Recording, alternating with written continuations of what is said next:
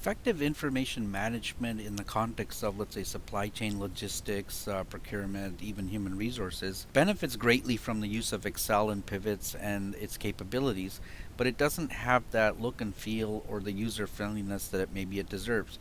So sometimes you want to manage the data in a whole different way called a database. But an actual database itself has a series of screens and boxes that give you a whole different view of the data.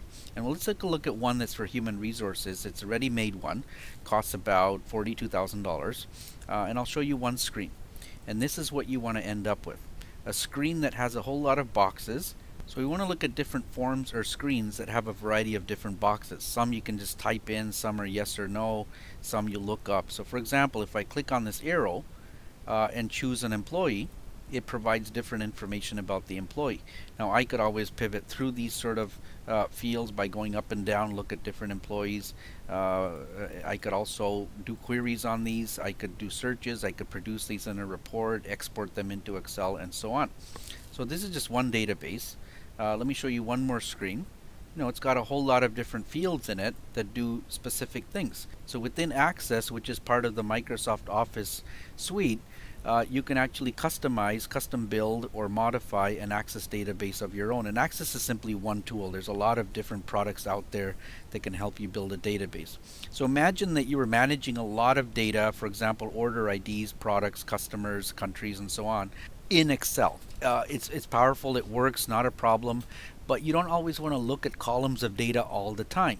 So you would take that data into Access, you would build a screen or a form, or what we call a GUI, a graphical user interface, so that you interact with the data in a more user-friendly manner. So beautiful boxes, different sizes, different zones, different areas, different designs. And you can scroll through the various orders, the products, the customers like this. And you can also take this data and look at it the way it's supposed to be looked at in an Excel table, which would look something like this. And you could do your sorts, you can do your filters, etc.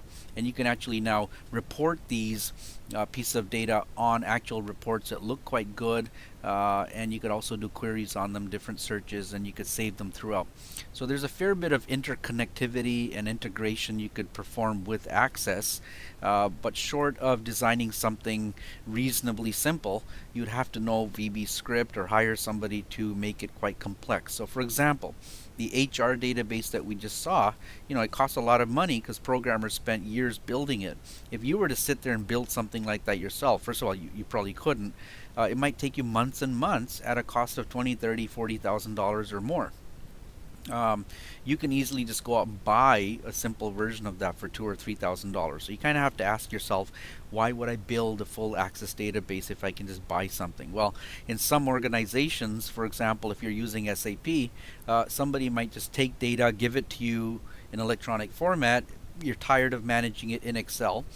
You have Access there. It's already part of the Office suite. You can then build your own Access database to make your life that much simpler. So we're going to take it up to a certain level, and actually the full value of knowing how Access databases are built is that when you actually buy one or you're using a database, you appreciate how things happen in the background. It's actually quite fun to build a database to keep track of various assets or elements of your business. So the tutorials that follow individually will show you various steps, and there's a document called the SendCall Data Dictionary that provides information on the build, and also SendCall company logo that we're going to use. So go through the tutorials, go through the exercise, try various elements, practice them, and then poke around, see what else you could add, how to make the whole database your own.